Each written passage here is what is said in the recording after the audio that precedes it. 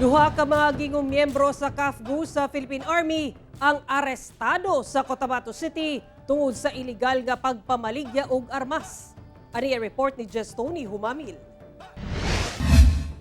Sa actual CCTV footage sa Criminal Investigation and Detection Group BAR, makita kining blue nga sakyanan nga nakaparada kilid sa kalsada sa Barangay Rosary Heights 3 sa Cotabato City, Miyerkules sa Udto. Sakay nini ang duha ka mga giingong miyembro sa Citizen Armed Force Geographical Unit o CAFGU sa Philippine Army nga gihulat ang ilang buyer sa armas. Ang buyer, personahe di ay sa CIDG BAR.